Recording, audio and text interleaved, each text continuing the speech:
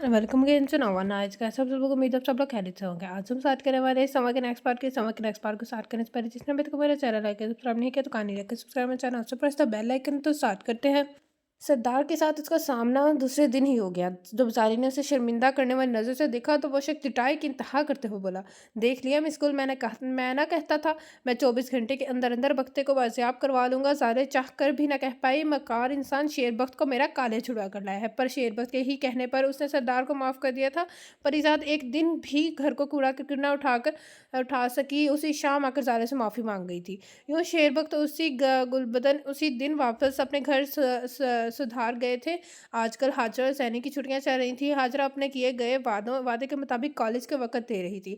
अब एक नयान लोगों कि हाँ शेरबस के लिए मैट्रिक का कोर्स भेजा था। वो जाले के साथ क्लिनिक पर जाता था। वहाँ से वापसी पर शाम के वक्त 2 घंटे ट्यूशन लेने के बाद घर जाता। उसकी ज़िंदगी मामूल से ज़्यादा मसरूफ़ हो चुकी थी। हाजरा और वर्षा हर शरारत में पेश पेश सारा दिन स्कीम्स बनाने में मसरूफ़ रहती। उन सब के साथ मिलकर वो और जैनी इन तमाम लोगों के घर एक चक्कर लगाकर आ चुकी थी। जिन जिन के लड़के कोयटा वाले घर में रहते थे जहाँ जैनी ने काले का सुराग निकालने का सीक्रेट मिशन शुरू किया हुआ था। वहीं काले की जाने से मुकम्मल खामोशी थी। जैनी कई दफ़ा वो फ़ोन नंबर मिला चुकी थी पर दूसरी जानिब से फ़ोन बंद मिलता।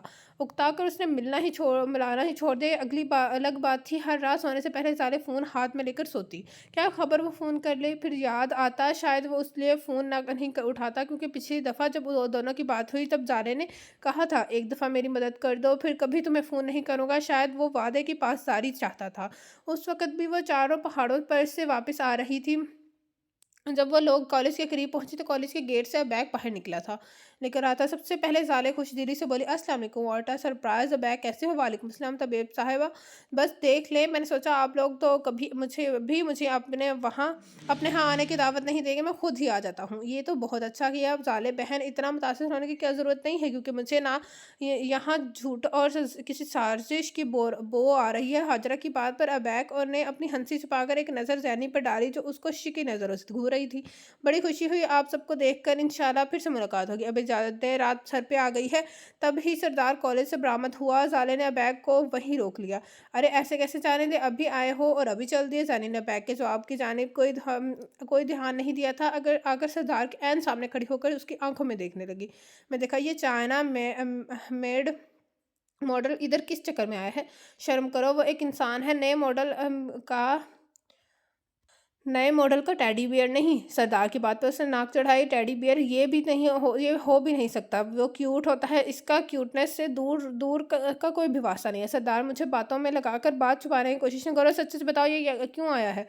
जब तुम जानती हो वो क्यों आया है तुम पूछ के रही हो। सरदार की बात पर जैनब के चेहरे पर गुस्से से सुर्खी दौड़ गई। उसको इतनी जुर्रत भी तुमने ही दी होगी वरना आके अंदर इतनी हिम्मत नहीं थी। उसके अंदर इतनी हिम्मत नहीं थी। ज़ैनब खान के भाई से उसका रिश्ता मांगने आता। उसको तो मैं देख लूँगी पर तुम भी अपने दिल और दिमाग से खुशफहमी निकाल दो कि इतनी आसानी से शादी करके यहाँ से चली जाऊँगी। न जाने मैं अबैक को घर दामाद रखने को तैयार हूँ। हम ऐसी की तैसी बैग की उसको तो मैं अभी पूछती हूँ। वो खूंखार नज़र से घूरते हुए तेज़ी से बैग की जानी बढ़ी तो जो फुर्ती से ज़ाले के पीछे हो गया।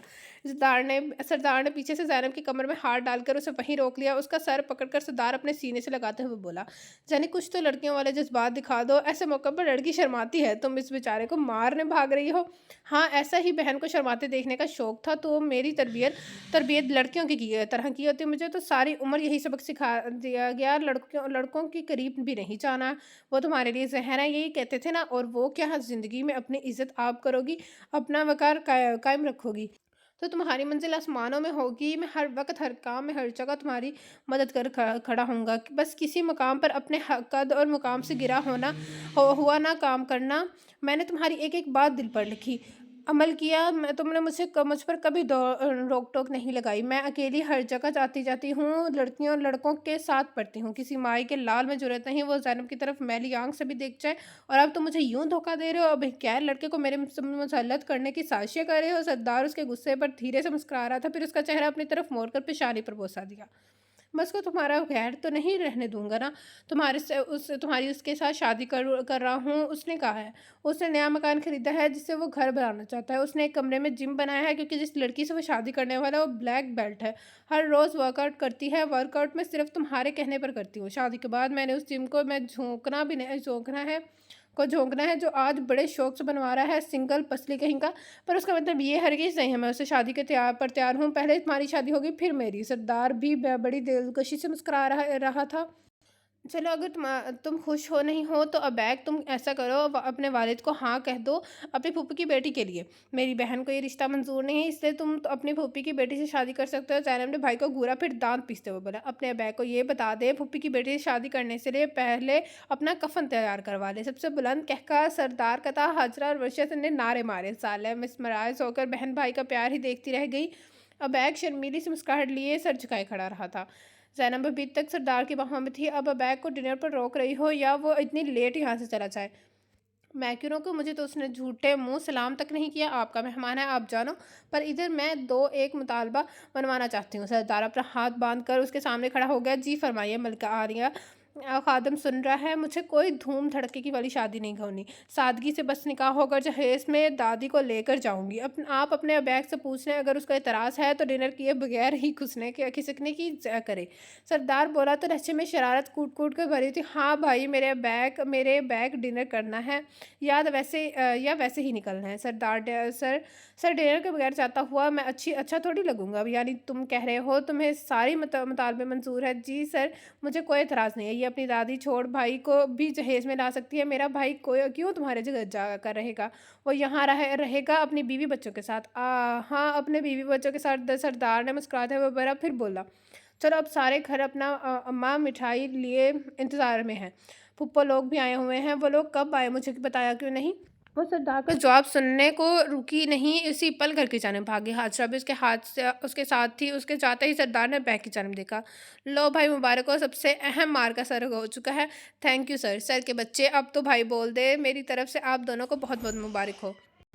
अल्लाह पाक की रिश्ता मुबारक करे। साले के कहने पर दोनों ने आवाज़ खैर मुबारक बोला। आपको भी मुबारक हो मिस्कुल, आखिर आप भी तो जाने की दोस्त हैं। जी बिल्कुल, मुझे तो बहुत ज़्यादा खुशी हो रही है। ज़ैनी अगर बहुत अच्छी है तो अबैग बहुत से ज़्यादा अच्छा है। यकीनन ये दोनों एक खुशगवार ज़िंदगी गुजारेंगे। आमीन इंशाल्लाह। घर के करीब आया तो साले और वर्षा हौसल की जानिब बढ़ गई। मिस्कुल, क्या आप अंदर नहीं आ रही? नहीं, आपके मेहमान आए हुए इसलिए अच्छा नहीं लगता। मैं इंशाल्लाह किसी वक्त आकर ज़ैनी और दादों को मुबारकबाद दे दूंगी। चने जैसे आपकी मर्ज़ी। अल्लाह हाफिज़। ग्राउंड से गुजरते हुए साले ने कोई बात करनी चाहिए ना वह तो वर्षे की जानिब से कोई जवाब नहीं आया। मगर सीढ़ियों तक पहुंचने तक ज़ाहरे का शक यकीन में बदल गया। उसने वहीं वर्षे का बाजू पकड़कर उसको रोक लिया था। वर्षी, तुम रो रही हो? उसके इतना कहते ही वर्षे के रोने में तेजी आ गई। साले पहले तो हैरान थी पर अब परेशान होकर इससे नया उसने इर्द गिर्द नजर डाली। नीचे ऊपर सब अपने कामों में मसरूफ थे। चंद एक लड़कियां बालकनी में मौजूद थी मगर उनका ध्यान उन लोगों की जानिब नहीं था। वैसे भी जहां वो थी वहां अंधेरा था। जाले उसे पकड़कर एक तरफ ले गई। बेंच पर बिठाकर खुद उसके सामने पंचों के बल बैठ गई। वैसे तुम तो इतनी हंसी हंसाने वाली जिंदा दिल लड़की हो, क्या किसी ने कोई दिल दिखाने वाली बात कहती? वर्षे ने सर नफी में लाया। अब तक उसकी हचकी बंद हो गई थी। मेरी जान, मुझे बताओ क्या हुआ? बहन हो तुम्हारी मेरे पर एतबार कर सकती हो। वर्षे के रोने में कोई कमी ना हुई। झाले जाकर उसके लिए पानी ले आई। उसको ज़बरदस्ती पानी पिलाया। वर्षे की सांस थोड़ी हमवार हो गई। चंद घूंट पानी के मजीद लेने के बाद जैसे उसमें थोड़ी हिम्मत आई। कल मेरे घर से मेरी माँ का फ़ोन आया था। उस साले के दिमाग में जो फौरी बात आई उसके मुताबिक ही पूछते हैं, घर पर तो सब खैरियत है ना? वर्षा ने दुपट्टे के पल्लू से नाक साफ किया और खुद को बोलने पर माता किया। साले, आप ही घर पर खैरियत है, फ़कत मेरी जिंदगी में खैरियत नहीं है। साले दरमियान में ही बोल दी। वो चाह रही थी वर्षा अपनी बात जितना मर्जी वक़्त लेकर पूरी कर ले, पर बोलती रहे। 4 साल पहले मेरी मंगनी मेरे चाचाजाद के साथ हुई थी। दोनों जानिब से माँ बाप का फैसला था। कोयटा में पढ़ता है, इंजीनियरिंग के आखिरी साल में है। अब हमारे घर में शादी की बातें चल रही हैं क्योंकि मेरे वालिद लड़कियों की शादी में ज़्यादा देर करने के कायल नहीं है। वो कहते हैं शादी के बाद इतनी अपनी तालीम पूरी करो। पर कल अम्मी का फ़ोन है, मेरे कज़न ने मेरे साथ शादी करने से इनकार कर दिया। बात सिर्फ इनकार की होती तो मुझे कोई दुख नहीं होता, मगर उसने मेरे किरदार पर इल्ज़ाम लगाया। सारी बरादरी में बैठकर कहा है ताया की बेटी पढ़ाई करने घर से बाहर नहीं रहती बल्कि रंग रलियाँ मनाने को हॉस्टल में रहती है। उसका वहाँ किसी लड़के के साथ मेल जोल है। मैंने उसको अपनी आंखों से लड़के के साथ गाड़ी में जाते देखा है। बरादरी में मर्द की बात सुनी जाती है, अहमियत हासिल है। मैं मैंने अपनी माँ को कसम खाकर कहा है, मैंने तो कभी किसी की जानिब इन नज़रों से देखा तक नहीं। मैंने तो उसको साथ भी कभी अपने अकेले भी मैं गैर मज़हब बात नहीं की है जिसके साथ मेरी शादी होना तय पाया है। माँ कहती है, तुम चाहो जो कहो, बरादरी में तुम्हारा यकीन नहीं किया जाएगा। साले आप ही, इधर का माहौल तो आपके सामने है। कोई शहर तो नहीं है जहाँ आते जाते रिश्ते रास्तों का ही में ही नैन ढका बना होने के चांस हो। इधर तो किसी लड़की को मुंह करने की इजाज़त भी नहीं है। मोबाइल तक अपने पास रखने की सर ने हमें इजाज़त नहीं दी। इतने बाअसूल साफ सुथरी ज़िंदगी गुजारने के बाद मेरी किस्मत ऐसी रसवाई क्यों? मेरी बहन ने बताया, मेरा कज़न किसी लड़की को पसंद करता है, वो उसके साथ यूनी में पढ़ती है। बुज़दिल इंसान ने अपना आप आज़ाद करवाने के लिए सारा मलबा मेरे पे फेंक दिया। उससे भी ज़्यादा दुख की बात यह है, उसको मनाया जा रहा है।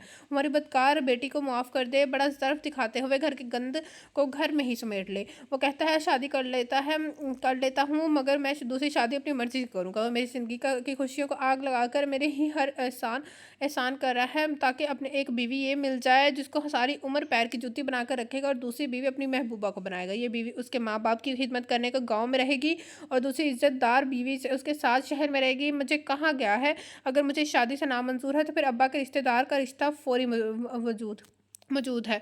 50 साल आदमी जिसकी पहले से एक बीवी और जवान औलाद है, कल मेरे घर से मुझे लेने को गाड़ी आ रही है। मेरा जी चाह रहा है इससे पहले अपनी ही जान दे दूँ। अच्छा होगा ना ले अच्छा होगा ना, ले जाकर दफना देंगे। वो एक दफ़ा फिर रोने लगी। साले का दिमाग पूरी तरह सुन्न हो चुका था। पूछें इससे किसके साथ मुँह काला करके मेरी इज़्ज़त का जनाज़ा निकाली है। आखिर हर रोज़ सुर्खी लगाकर बेटी को लेने के बहाने किसको मिलने कर आती है। साले के कानों में आवाज़ जागी जिसको सालों से सुलाती आई थी, मगर ये अल्फाज आज तक हिफज थे।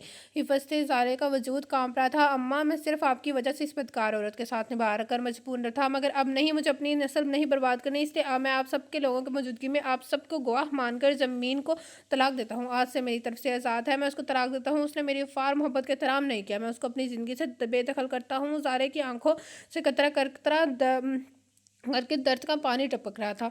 फिर बड़ी देर तक दोनों वहाँ खामोश पत्तों की तरह बैठी रहीं। जब ठंड बर्दाश्त से बाहर हुई तो साला अपना अकड़ा वजूद लेकर खड़ी होगी। वर्षे की बाहों में हाथ डालकर उसको अपने साथ की सीढ़ियाँ चढ़ती गई। वो एक फ़ैसला कर चुकी थी। कहानी में तो बहुत बड़ा ट्विस्ट है। अच्छा, यानी कि उसकी बेटी थी।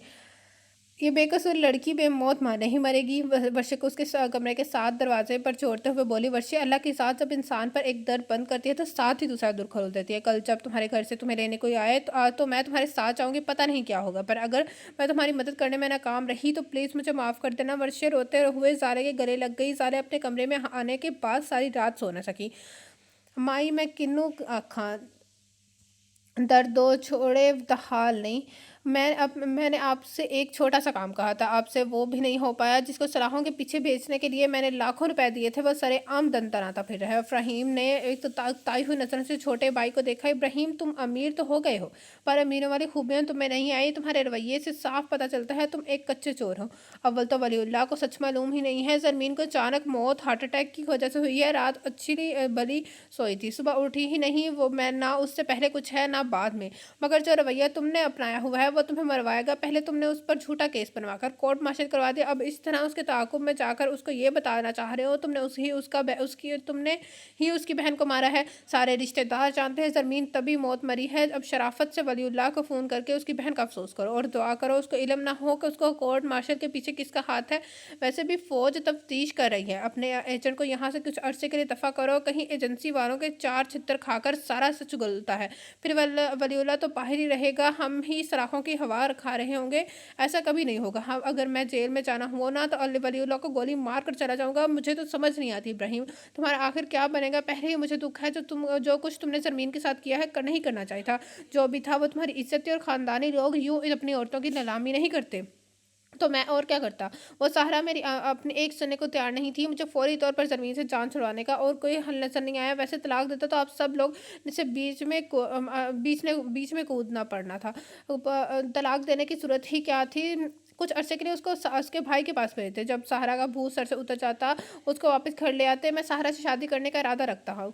ये कोई 1-2 दिन की बात नहीं है। जो झूठ सच बोलकर गुजारा कर लेता। सहारा के बच्चे कहाँ जाएगा।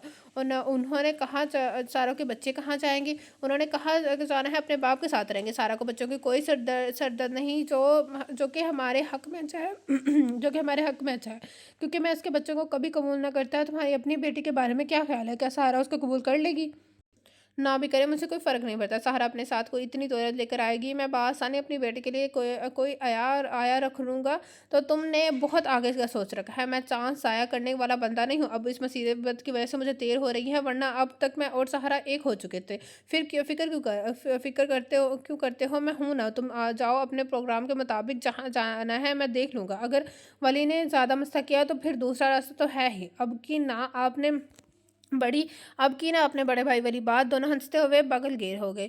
तुमने आज तक इतनी देर कर दिया, क्लिनिक पर नहीं जाना? वो शेरबख्त के बुलाने पर बाहर आई थी। नहीं, आज मुझे थोड़ा काम है, मैं कहीं और जा रही हूँ। कहाँ? शहर शहर जा रहा है? तुम अभी किसी को बताना मत, मगर मैं वर्षे के साथ उसके घर जा रहा है, उसकी गाड़ी लेने आई हुई है, इसलिए तैयार हो रही हूँ। अभी आधे घंटे तक चलना है। शेरबख्त को उलझन हुई, माथे पर शिकनों का उचार बिछाते हुए पूछा, वो तो अपने घर जा रहा है, तो वो तो पर तुम उसके साथ क्यों जाएगा? नहीं बता सकते। वर्षे ने वादा लिया है, बस इतना बता देती हूँ, वो मुसीबत में, और यहाँ पर सरदार तक वो इतनी परेशानी बताने से गुरेज कर रही है, तो तुम ही क्यों को बताए परेशानी? उसके बारे में मैं क्या कह सकती हूँ, मगर उसके साथ जाने का फैसला मेरा अपना है। वापस कब आएगा?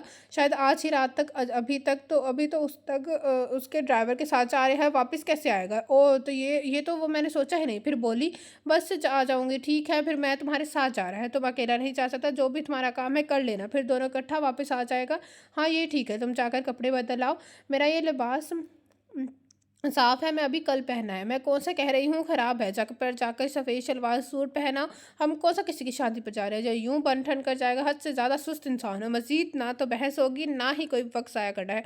मैं वर्षे को बता देती हूँ, इतनी देर में तुम तैयार होकर आओ। वो अंदर की जानिब बढ़ गई। शेरबख्त वहीं से मुड़ आया।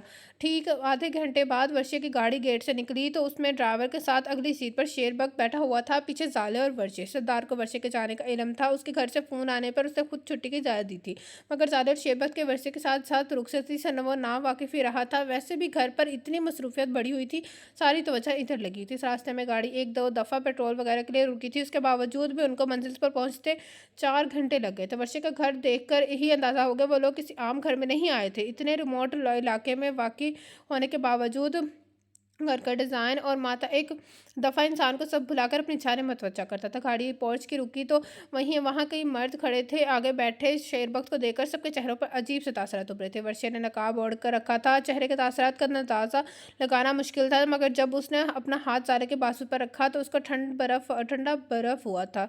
हाँ, वो हाथ काँप रहा था। साले ने चादर ओढ़ रखी थी, पर चेहरा खुला हुआ था। उनकी गाड़ी से निकलने से पहले ही मुलाजिमा ने आकर गाड़ी का दरवाज़ा खोला। आओ बीबी, बिस्मिल्लाह, ताशे, ये मेरी मेहमान है, साथ में उनके भाई हैं। तुम उनके भाई को मर्दाने में ले जाओ, फिर बाबा को उनकी आमद करो। बताओ। साथ ही सारे का हाथ पकड़कर गाड़ी के उतरकर वहाँ मौजूद अफराद को मुश्तरका सलाम करती हुई अंदर की जानिब बढ़ गई। एक मुलाजमा शेरबत को अपने साथ आने को बोलकर मुखालिफ समत में बढ़ गई। वहाँ मौजूद किसी मर्द ने शेरबत को इस्तकबाल नहीं किया, बल्कि बड़ी घूरती चुपती नज़र से उसका जायज़ा लेते रहे, यहाँ तक वो नज़र से ओझल हो गया। शेरबत उसी माहौल का हिस्सा था। उसको माहौल में मौजूद टेंशन एक आँख ना भाई, उसको कुछ बहुत गलत होने का इम्कान नज़र आ रहे थे। छुट्टी ने झटी हिस्स ने अलार्म बजाना शुरू कर दिया। उसकी अपनी गलती का शिद्दत से एहसास है। उसको कम अज़ कम मामले के बारे में जानना तो चाहिए था। यूँ नहीं आकर अच्छा नहीं किया। जबकि मर के घर के मर्द दरवाजे के पास खड़े हुए थे, एक मेहमान को सलाम करना था, दूर सलाम का जवाब भी नहीं दिया। मुलाजिम उसे ड्राइंग रूम में बैठाकर चला गया। ड्राइंग रूम और रवायती अंदाज का था। नीचे ईरानी कालीन पर गाँव तकिए लगे हुए थे। सिवाय वर्षे की अम्मी के और कोई भी वहूशी में से नहीं मिला था। वर्षा ज़ाले को अपने साथ कमरे में ही ले आई थी। घर में किसी फंक्शन की तैयारी थी, मगर कोई भी खुश नजर आ रहा था। ज़ाले और वर्षा बेड पर खामोशी से बैठी थी। जब दरवाजे पर दस्तक देकर वर्षा की अम्मी अंदर आई, लाइट ग्रीन रंग का धागे के काम वाला फैंसी सूट, साथ का दुपट्टा सलीके से सर पर टिका हुआ था। दोनों कलाइयों में सोने के कड़े थे। दरमियान एक कदर जिसामत था। उनके चेहरे पर बिला की नरमी थी। अगर साले के करीब बैठ गई, पीछे मुलाजमा चाय और लाशमत लेकर आखी। साले बेटा, काश हम किसी और मौके पर मिलते। वर्षा ने फ़ोन पर मुझे तुम्हारे बारे में बताया था। ये जानकर खुशी हुई कि तुम एक डॉक्टर हो, पर आज यहाँ आकर तुमने बहुत अच्छा किया। वर्षा की शादी पर कोई दोस्त मौजूद है? उनके इस बात पर साले ने चौंक कर उनकी तरफ सवालिया नज़र से देखा। मैं समझी नहीं, आपकी आखिरी बात का क्या मतलब है? वो भी जवाब में हैरान हुई। क्या वर्षा ने नहीं तुम्हें बताया? आज शाम 6 बजे उसका निकाह है, उसके चचा के बेटे के साथ। उसी लिए तो सारी फैमिली इकट्ठी है। सारे का दिमाग भग से उड़ गया। कौन से कज़न थे? उसकी शादी है, उसके कौन सा कोई डेढ़ सारे सारे कज़न है। चचा के 2 बेटे हैं, एक पहले से ही शादीशुदा है, दूसरे से उसकी मंगनी हो कर रखी है। पर कभी ख्वाब में भी नहीं सोचा था आज का दिन इसी तरह से आएगा। वो उसे शादी के लिए नहीं मान रहा। उसके बाबा ने आखिरी चारे के तौर पर आधी जायदाद देने उसके नाम करने का लालच दिया है। मास जाकर बाबा को मेरा पैगाम दे दो। मैं मर जाऊंगी, पर उस घटिया आदमी के निकाह में नहीं जाऊंगी। वर्षा ने गुस्से से कांपते हुए कहा। सारे फ़ौरन अपनी जगह से उठकर उसके पास आ गई, कंधे पर हाथ रखकर तसल्ली दी, जबकि वर्षे के वालिद का रंग फ़क हो गया, क्योंकि उसी वक़्त दरवाज़े पर एक बड़ा बावकार इंसान खड़ा था। सफ़ेद शलवार सूट पर काली बास्केट, पैरों पर पेशावर चप्पल, सर पर सरतारों वाली दस्तार। मैं ये ही समझना चाहता था, अभी जो अल्फ़ाज़ मैंने सुने हैं वर्षे, वो तुम्हारी ज़ुबान से नहीं निकल सकते। वर्षे दौड़कर बाप के सीने से लगी, हँसियानी अंदाज़ में रोते हुए बोली, पापा मेरे पर एतबार करें तो अपने हाथों से यहीं गला घोंट दूँ, तो पर मुझ पर ये ज़ुल्म ना करें। बाबा, उसने मेरे पर झूठा इल्ज़ाम लगाया। मेरा किसी के साथ कोई ताल्लुक नहीं, मैं झूठा है, मैं मर जाऊँगी पर अब उससे शादी नहीं करूँगी। ऐसी बातों का अब कोई वक़्त नहीं है। मैंने तुम्हें बेटों के बराबर समझा था, सारी बरादरी के खिलाफ पढ़ने को भेजा, पर तुमने ये क्यों नहीं सोचा, तेरा बाप सारे इलाके में सर ऊंचा करके बोलने वाला इंसान है। वर्षी, आज मेरी हालत देखो, इस लड़के ने बीच बाजार में खड़ा करके मेरी पगड़ी उछाल दी। क्यों? सिर्फ मेरी वजह, तुम्हारी वजह से। मुझे अगर इल्म होता ऐसा होगा, मैं कभी तुम्हें इस घर की तहरीर से पार ना करने देता। बाबा, तुम्हारे वर्षिया ने ऐसा कोई काम नहीं किया जो आपका सर नीचे करने का बायस बनता। बाबा, वो झूठ बोल रहा है, मैं कुरान पर हाथ रखकर कसम खाने को तैयार हूँ, मैं उसके साथ शादी नहीं करूंगी। तो फिर क्या करोगे? आज सारी बरादरी में ये बात फैली हुई है, कल सारे इलाके में फैलेगी। कोई इज्जतदार खानदान इस तहलीस पर रिश्ता मांगने नहीं आएगा। मैं अगर तुम्हारा एतबार भी कर लूँ तो मेरे पास और कोई राह नहीं है। अगर उसके साथ शादी नहीं करनी तो फिर वो अब जो बच्चों का बाप है उससे करोगी, क्योंकि ये पक्का है निकाह आज ही होगा। ज़ाले खामोश ना रह सके। आप खुद को इतना बेबस क्यों ज़ाहिर कर रहे हैं? बेबस क्यों ज़ाहिर करें सर, आप तो उसकी सरपरस्त हैं। एक बात याद रखें, जिनके दिल में चोर हो वो उस तरह से अगर आकर कदमों में हाजिर हो नहीं होते, रो कर रहम नहीं मांगते। चोर होता ही बेरहम होता है। अगर आपकी बेटी में खोट होता तो ये कम अज़ कम इस वक्त यहाँ ना होती। मैं जानती हूँ मैं बहुत गलत कर रही हूँ, आपके घर का मामला है, मुझे इसमें बोलना नहीं चाहिए, मगर मैंने अपनी अजीज़ जान हस्ती को एक वक्त में अपनी आंखों के सामने इस जुल्म का शिकार होते देखा है। उस वक्त मुझे इन मामलात की समझ नहीं थी, उनके लिए कुछ ना कर पाई, पर आज मुझे सच और झूठ की पहचान है, इसलिए आज रह नहीं पाई। जब कोई किसी पर बुराई का इल्ज़ाम लगाता है, आप जानते हैं उसके बारे में दीन के अहकाम कितने सख्त हैं। इस्लाम ने बड़ी सख्ती से इल्ज़ाम लगाने वाले की तफ्तीश का हुक्म दिया है। 4 गवाह पेश करने की शर्त रखी हुई है और फरमाया है चारों गवाहों के बयान में एक लफ्ज़ भी फ़र्क ना हो, चारों के बयान मिलते हों। ये नहीं कि एक कुछ और कहे और दूसरा कुछ और कहे, और अगर कोई ये कहे इन दोनों लोगों को हाथ में हाथ डाल जाते हुए देखा है, ये बयान उसको बड़ा साबित नहीं करेगा। यहाँ तक कि बोसा देते हुए हुए फिर भी कोई बुराई साबित नहीं होती। इस्लाम कहता है 4 लोग एक औरत के बारे में अल्लाह को गवाह मानकर ये कहें कि उन 2 लोगों को अपनी आँखों के सामने से पूरे यकीन से देखा था, अंधेरे में नहीं रोशनी में देखा था। उनके जिस्म ऐसे मेरे थे जैसे सुरमादानी सुरमा डालने वाली सिलाई से मिलती है। और इधर ये जुल्म की इंतहा नहीं तो और क्या है। एक लड़के ने आकर आपको आपकी बेटी के खिलाफ गलत बात कहती, आपने उससे सबूत माँगा, कोई गवाही माँगी, उसकी तफ्तीश करवाई कि किस बिनाह पर वो आपकी बेटी पर इस घटिया इल्ज़ाम लगा रहा है। आप तो उल्टा उसकी मिन्नतें कर रहे हैं। बस किसी तरह वो उससे को ब्याह कर ले जाए, जो आज उसकी इज़्ज़त नहीं करता, वो जो सारी उम्र उसकी हिफाज़त करेगा, उसकी हिफाज़त करेगा, जो आज अपने दिल में उसके लिए रहम नहीं रखता, वो कल उसको प्यार मोहब्बत देगा, क्या देगा सर? वो इंसान इस पाक-बाज़ लड़की काबिल ही नहीं है। अगर आप फिर भी ज़बरदस्ती निकाह पढ़वा देंगे, तो आपकी अपनी बेटी मुजरम होगी। अल्लाह ने उसको आपके ज़िम्मे लगाया है। कल आपको अल्लाह के हुज़ूर पेश होकर जवाब देना होगा। आज दुनियादारों का इतना डर है, आप उनकी बातों से बचने के लिए बेटी को दरगोर कर रहे हैं। कल अल्लाह के सामने किस मुँह से खड़े होंगे, क्या कहेंगे कि क्यों आपने अपनी बेटी पर इल्ज़ाम लगाने वाले ज़ुल्म को ज़ालिम को सज़ा ना दी। आज आपकी खामोशी ज़िंदगी भर के लिए आपकी बेटी के किरदार पर धब्बा बन कर चमकेगी। ऐसा धब्बा जो उसको अपने आने वाली 7 नस्लें भी नहीं धो सकेगी। सर, आपकी बेटी ना सिर्फ बेकसूर है, बल्कि बहुत बड़े ज़ुल्म का शिकार होने जा रही है, और ये ज़ुल्म कोई और नहीं कर रहा, आप कर रहे हैं। दिलावर भक्ति हैरत से अपने सामने खड़ी उस लड़की को देखता रहा। उसकी बीवी और बेटी भी बुत बनी खड़ी रही। बड़ी देर बाद शिकस्ता कदमों से चलता आकर कुर्सी पर बैठ गया। आज से आधी उम्र की लड़की ने क्या कह दिया था, वो अंदर तक लर्ज़ के रह गया था। उसने हर बात इतने साफ और खुले अल्फाज में कह दी थी कि अब हम नहीं छोड़ा था। आज तो क्या मैं निशानियों में से एक निशानी सब सच साबित होने जा रही थी। झूठे लोगों की इज्जत होगी, सच्चे लोग ज़लील हो रहे होंगे। उनकी बेटी सच्ची होकर भी ज़लील हो रही है, और वो झूठा था, वो सर उठाकर सब में घूम फिर कर हमदर्दियाँ समेट रहा है। ये वो क्या करने चाह रहे थे? वो भी मर्दाने से आते ही हुए अपने दामादों की सरगोशियाँ सुनकर आए थे, जो लड़कियों के साथ आने वाले लड़के पर शक कर रही थी कि वो यकीनन वो नहीं है जो बनकर यहाँ आया है। एकदम वो बोले, खामोशी में उनकी आवाज़ बुलंद हुई, वर्षे, अगर तुम सच्ची हो तो इस वक़्त मैं ये निकाह रोक कर तुम्हारे हक़ में जो भी फ़ैसला करता हूँ, क्या तुम उसको कबूल करोगी? जी बाबा, जो मर्ज़ी फ़ैसला करे, चाहे तो उसके बच्चों के बाप से ब्याह दे, मुझे कोई एतराज़ नहीं है। वर्षे का लहज़ा अजीब सा था, ठहरा हुआ, पुरसुकून, बेनियाज़। दिलावर भगत ने निकाह की तैयारी का हुक्म देकर वहाँ से निकल गया। साले का दिल काम का रह गया। क्या उस आदमी पर अल्लाह स रसूल सल्लल्लाहु अलैहि वसल्लम के हुक्म का भी कोई असर नहीं हो? वो मज़ीद कुछ भी नहीं कर सकती। जब वारसिया ने उन्हें उसको मना मना कर दिया, अगर वो अपने भतीजे की बजाय किसी से भी निकाह करवा देते, मैं हाँ कर दूँगी। आपने मेरे लिए वो अल्फ़ाज़ बोले हैं जो मेरे अपनों की ज़ुबान से भी अदा नहीं हुए। मैं आपकी एहसानमंद हूँ। अब आप मेरी तरफ से बेफ़िक्र हो जाएँ, मुझे कोई गम नहीं है। अब बाबा जो फ़ैसला करेंगे वो मेरे हक़ में बराबर बुरा नहीं होगा। जिस तरह उन्होंने ने आपकी सारी बात मेरे बड़े तहम्मुल के साथ सुनी है, मुझे अपने बाबा पे प्यार आ रहा है। वो मेरा बुरा नहीं चाहते, पर इधर के रस्म रिवाज के आगे मजबूर है। सारे का वहाँ दम घुट रहा था। इंसान के बनाए रस्म रिवाज अल्लाह के हुक्म से आगे हैं। वर्षे एक का एक बड़ा भाई और एक बहन थी जो कि वर्षे से उम्र में छोटी थी।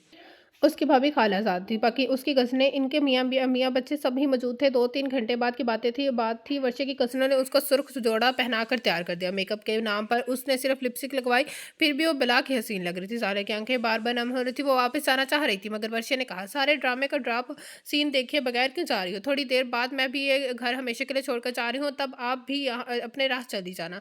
आपका बॉडीगार्ड साथ ही है। अटेंशन बैठा हुआ होगा।" अचानक सारे कमरे में खामोशी छा गई। निकाह ख्वाह के साथ एक तो दिलावर भुगटी था। दूसरे आदमी देखकर साले को अपने बसारे का धोखा लगा। भला सरदार इस वक्त यहाँ कैसे मौजूद हो सकता है? पर जब मौलवी ने निकाह शुरू करा, साले को उससे भी बड़ा झटका लगा। दूल्हे का नाम सुनकर घूंघट में मुंह छुपाए बैठी वर्षे के हाथ भी कांपे थे। सरदार ने उसके सर पे हाथ रख कर तसल्ली दी। वर्षे ने साइन कर दिया, मुंह से इकरार कर लिया। काम खत्म हो गया। सारे ही हक्का बक्का रह गए। खाना खाने के बाद एक गाड़ी गेट से निकली। काले शीशों वाली गाड़ी में 4 लोग मौजूद थे। 3 लोग तो वहीं थे जो आते हुए भी उन्होंने रास्तों पर किसी और की गाड़ियों की उन्हीं सीटों पर मौजूद थे। बस फ़र्क ये पड़ा था, एक तो सवारी बदल चुकी थी, दूसरा ड्राइवर बदल चुका था। ज़ाले अभी तक खुशगवार हैरत से बाहर बाहर नहीं निकल पाई थी। यकीन ही नहीं आ रहा था, ये सब इतनी आसानी से कैसे हो गया? ये तो किसी के ख्वाब ख्याल में भी नहीं आया था। अलबत्ता उसके बराबर बैठी वर्षा शौक से निकलने के बाद आंसू बहा रही थी। रोने के बवास पर सरदार ने घूर कर बैक में वो मिरर में से ज़ाले को देखा था। मिस कूल अपने बराबर बैठी लड़की को चुप करवा दे, वरना इसी वक्त उठाकर गाड़ी से बाहर फेंक दो। उसके इतने सख्त लहजे लहजे पर सारे को हैरत हुई। आप इस तरह से क्यों बात कर रहे हैं? शुक्र करें मैं आपको फूलों से के हार नहीं डाल रहा। सारे को ज़रा अच्छा ना लगा। आपको कोई हक नहीं पहुंचता आप मेरे साथ इस तरह से दौड़ कर होकर बात करें। इधर से भी जवाब तरकी पे तर्क आया। मिस गुल, आपको भी हक नहीं पहुँचता। आप मेरे स्टूडेंट की जगह ज़िंदगी से खेलने की कोशिश करती हैं। एक्सक्यूज़ मी, आप यकीनन मज़ाक कर रहे हैं, क्योंकि मेरी वजह से ही वर्षा इस वक़्त ज़िंदा सलामत है, हमारे साथ मौजूद है। जी बिल्कुल, और उसकी सारी बरादरी जो कह रही है, काश आप वो सुन लेती, जिनके मुताबिक शेरबख्त की ही वो लड़का है जिसके साथ वर्षा का कोई चक्कर है। फॉर गॉड सेक मिस गुल, आपका फ़र्ज़ बनता है, जो आपके इल्म में ये बात आई है, आप मुझे बताती, ताकि मैं इस मामले को अपने तौर पर हल करता। मिस्टर ख़ज़ान आपको बताना ये या ना बताना मेरी ज़िम्मेदारी हरगिज़ नहीं थी। वर्षा ने ही आपको बताना मुनासिब नहीं समझा, और मेरे ख्याल में इस बात का बहुत अच्छा किया। आप मामलात की खुश असलूबी से निभाते हैं। उसके एक झलक को तो मैं बहुत करीबी से देख चुकी हूँ। अपनी जान बचाने के जो शख्स किसी और की बलि चढ़ा सकता है, वो कुछ भी कर सकता है। मिस कुल, मैं आपको हरगिज़ भी इजाज़त नहीं दूंगा आप मेरी इस तरह से इंसल्ट करें। मिस्टर गजान जो दूसरों की इज्जत नहीं करना चाहता, करना नहीं जानते, उनको ऐसा फ़िक्रा बोलना ज़ेब नहीं देता। मैं आपके साथ मज़ीद कोई बात नहीं करना चाहता। हम सिर्फ इतना जान लें, आइंदा मेरे हॉस्टल की किसी लड़की के मामले में आपको अपनी टांग लड़ाने की इजाज़त नहीं होगी। मैं तो जैसे आपके साथ गप्पे लगाने के लिए मरी जा रही हूँ। आप भी ये जान लें, जब भी कोई लड़की मेरे पास आकर मुझसे मदद मांगेगी तो मैं उसको अकेला नहीं छोड़ूंगी। उसके बाद आप कर ले जो होता है, मुझे चाहिए था वहाँ ना जाता, ताकि आप तीनों की लाशें मुझे पार्सल कर जाती, तब आपके होश ठिकाने आए। बड़ी मददगार वर्षा अपना रोना भूल चुकी थी। शेरबख्त अभी भी तलकी से गाड़ी से बाहर देखने में मसरूफ था, जैसे अंदर होने वाली गुफ्तगू से दूर दूर का भी वास्ता ना हो।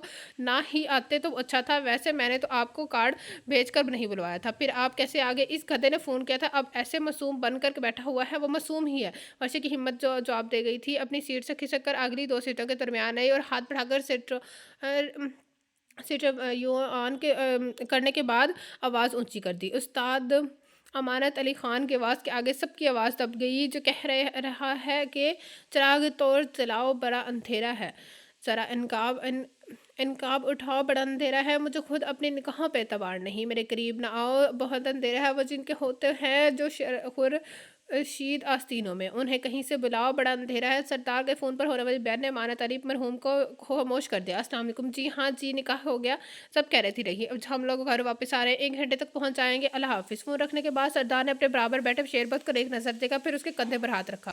दुल्हे मियाँ क्या सोच रहे हो? इधर तुम्हारी माँ को सब कुछ बता दिया गया है, वो अपनी बहू का इंतज़ार कर रही हैं। ना करो सरदार, आज तक मेरी माँ ने मेरा इंतज़ार नहीं किया। मुझे तो यकीन है दरवाज़े में जूता लिए खड़ी होंगी, देखते ही मेरा हशर करने वाली हैं। सरदार के कहका माहौल की टेंशन को थोड़ा झटका क्या किया। नहीं, अब तुम बीवी वाले हो गए हो, कुछ इज्जत तो मिलनी है, अब तो अल्लाह ही खैर करेगा। शेरबत की बात पर एक दफ़ा फिर सरदार ने कहका मारा, साथ ही धीमे से इंशाल्लाह भी बोल दिया। वर्षे के बाप ने अपने भतीजे से बेटी का निकाह करने से इनकार कर दिया। सारे मर्दाना में से इस फैसले के खिलाफ शोर मच गया, क्योंकि आधी जायदाद साथ उनका लालच अब इस लड़के के पैर भी मजबूत कर गया था। सरदार के आने पर उसे उसके मशवरे से दिलावर बख्ती ने अपनी बेटी का निकाह शेरबख्त से कर दिया। वर्षे का भाई और कज़न वगैरह कोई भी इस फैसले से राज़ी न था, पर बाप ने इसे अपनी खुशी से किया। सरदार ने सिर्फ इसके उससे ये कहा था, शेरबख्त ये ही समझो सरदार अपनी बेटी तुम्हारे निकाह में दे रहा है। जिस वक्त वो लोग गांव पहुंचे 12:30 का वक्त था, मगर सारे उनका इस्तकबाल करने के लिए शेरबख्त के घर पर मौजूद थे। गाड़ी गली में नहीं जाती थी। जैनी के साथ हॉस्टल की लड़कियां फूल के लिए खड़ी थी। जैसे ही वर्षे ज़ाले के साथ ही घर में दाखिल हुई, हर तरफ से फूल बरसे। थोड़ा सा गौर करने पर इल्म हुआ, फूल गुलाब ही नहीं थे, बल्कि बहुत सारी किस्म के फूल थे, और पत्ते मिलकर नई ही किस्म के इजाद हुए थे। सारी लड़कियां हैरान थी, ये वर्षे की अचानक शादी, और वो भी किसके साथ? कहाँ? इतने अमीर घर की लड़की और लड़का कौन सा? बहुत सी इन अनकही बातें सबकी आंखों में सवाल बनकर चमक रही थी। मगर दादी ने शेरबख्त की माँ को अच्छे से समझा दिया था, वो इतनी आसानी समझने वाली में से नहीं थी। पर इस वक्त शेरबख्त मैंने यही शुक्र अदा किया था कि वो बगैर गुस्सा किए वर्षे के इस्तकबाल को खड़ी थी। लड़कियों ने इतनी रात होने के बावजूद थोड़ा कड़ा बजाकर खुशी का इज़हार किया। चाय पानी का इंतज़ाम किया गया। सरदार और दादी के कहने पर जल्दी ही सब लोग सुबह आने का वादा करके वहाँ से निकल गए। सारा काफ़िला एक टोले की शक्ल में निकला। सबसे आगे ज़ैनी साले की बाहों में बाहें डालकर चल रही थी। दादी को ड्राइवर के साथ गाड़ी में आगे भेज दिया गया था। लड़कियों के साथ बातों और लतीफ़ों के बावजूद साले की तवज्जो सबसे पीछे दूसरों से फासला रखकर चलते हुए 2 अफराद की चाल चलेगी। सरदार के साथ एक लड़की बातें करती हुई चल रही थी। कभी उसका कहका गूंजता, कभी सरदार का। साले ने तीसरी दफ़ा गर्दन मोड़कर देखा तो ज़ैनब ने तारुफ करवाना मुनासिब समझा। उसके साथ उसकी मंगेतर है, जो मेरी फूफी की बेटी है। उसका नाम सिद्रा है, प्रोफेसर है, इस्लामाबाद में सरकारी यूनिवर्सिटी में पढ़ाती है। और तुमसे मिलाऊँ? साले ने उसका बाजू खींच कर वहीं मना कर दिया। अरे, इस वक्त मिलना ज़रूरी नहीं है, कल लो शेर और वर्षे का वलीमा है, तुम मिल लोगी तब मिलूंगी। आज तो मैं हद से ज़्यादा थकी हुई हूँ।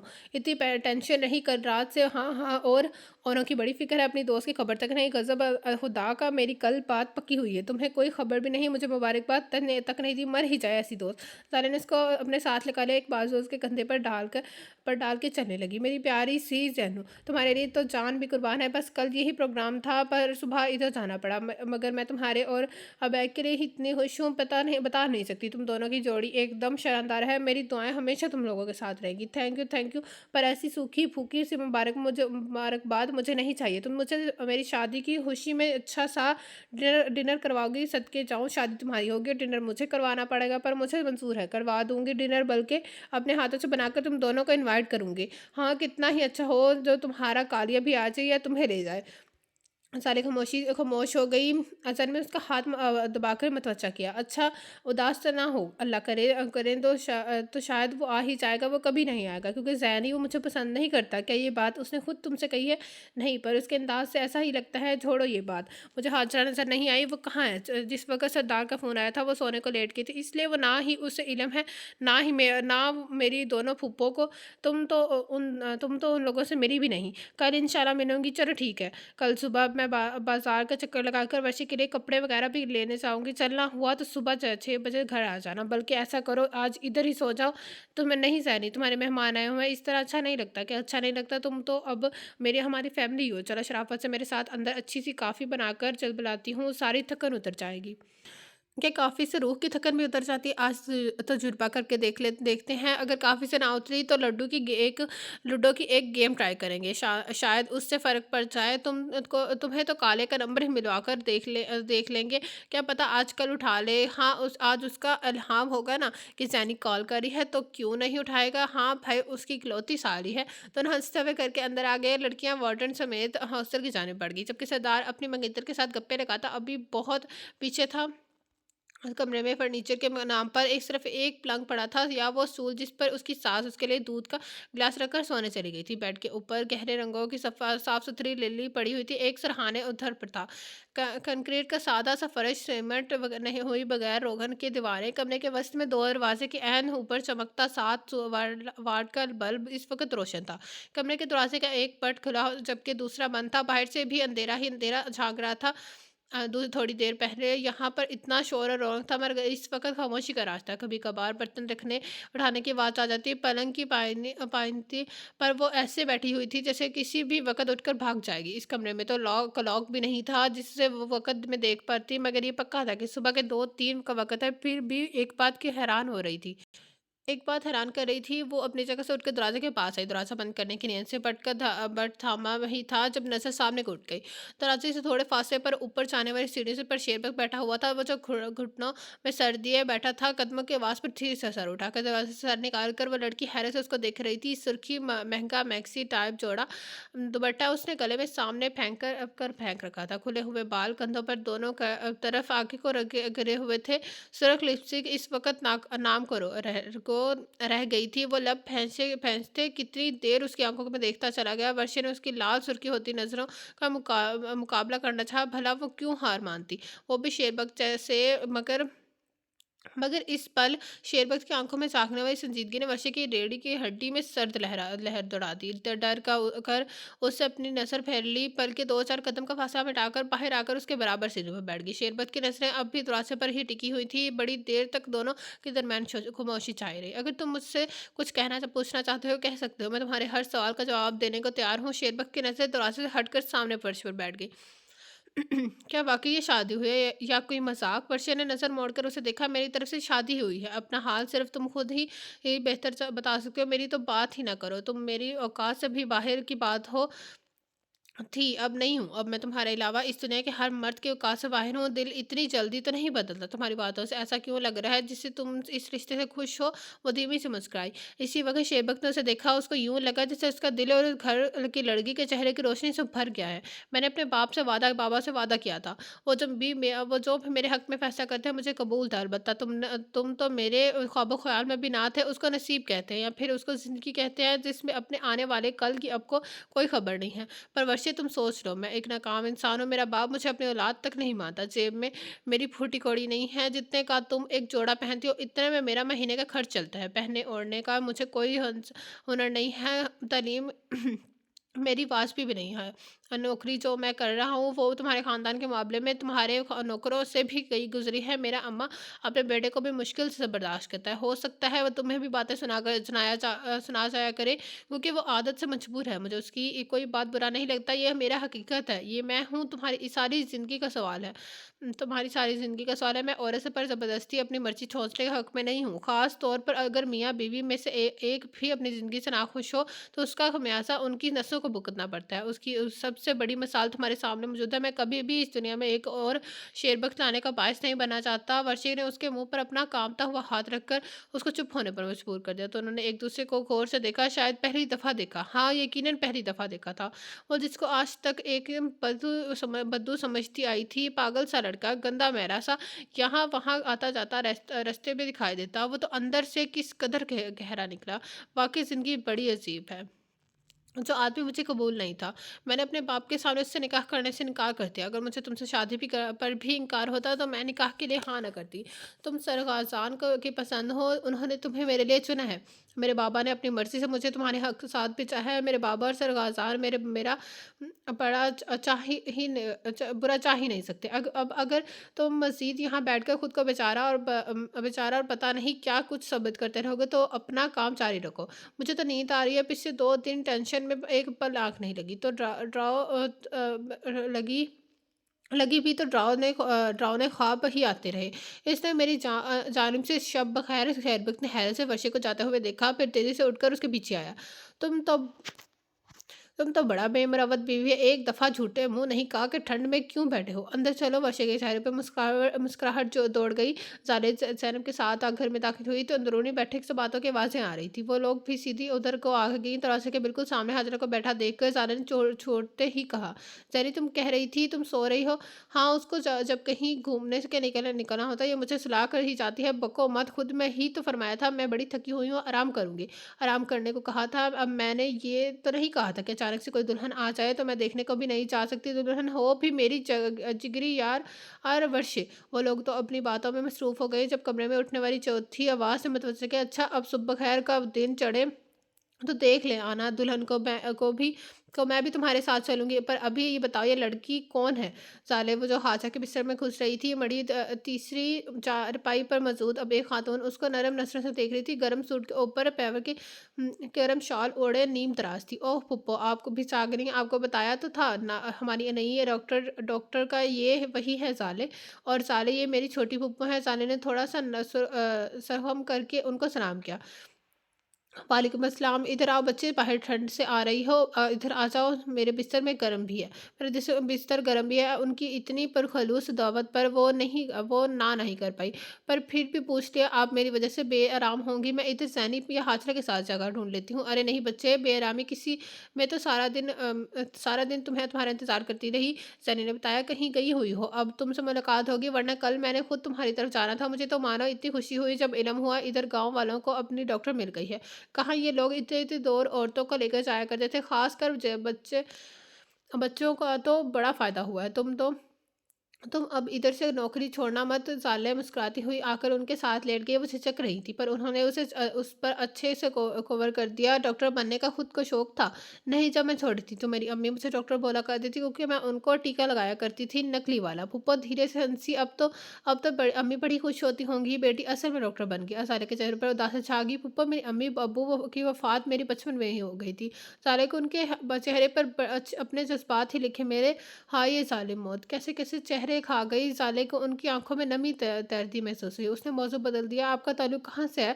मैं डिस्का होती हूँ सियालकोट के पास। हाँ, मैं जानती हूँ, एक दफ़ा हमारा स्कूल का ट्रिप गया था। डिस्का और सियालकोट के दरमियान में फुटबॉल बनाने वाली एक फैक्ट्री है। हाँ, उस तरफ ऐसी हमा बहुत सारी फैक्ट्रियाँ हैं। तुम्हारा शौहर क्या करता है? साले की ज़ुबान लड़खड़ा गई। ज़ैनब फ़ौरन मदद को आई। फूफो, बताया तो था, उनके मियाँ बाहर होते हैं। हाँ, कैसा मर्द है? इतनी प्यारी डॉक्टर बीवी को छोड़कर बाहर बैठा है। काश ये मुझे पहले मिल जाती और काश मेरा अगर कोई बेटा होता तब मैं तुम्हें इसलिए उसके लिए मैं तुम्हारे वारसों से मांग लेती।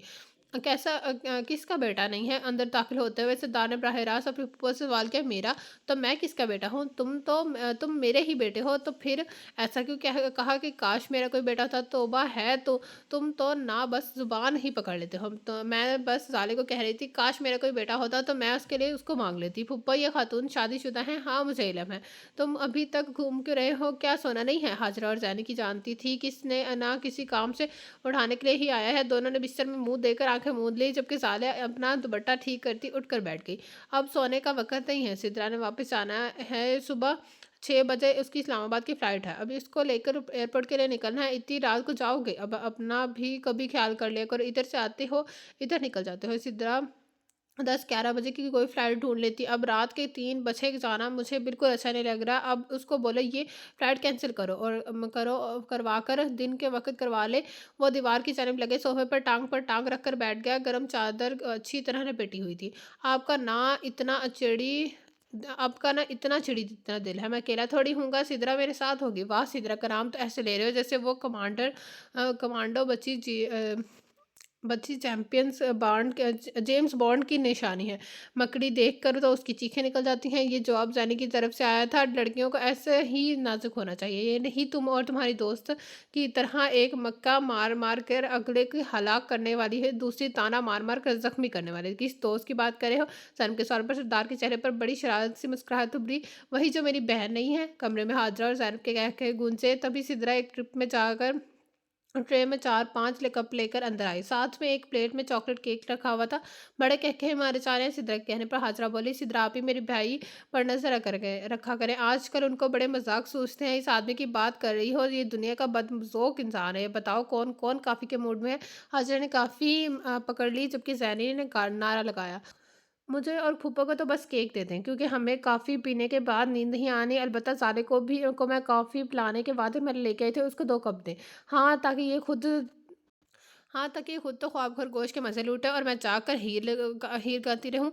डॉक्टर साले, अगर आखिर आपसे मुलाकात हो ही गई। सिद्रा ने ट्रे मेज़ पर रखने के बाद साले की जानिब हाथ बढ़ाया। साले ने कुछ देर से हाथ थाम लिया।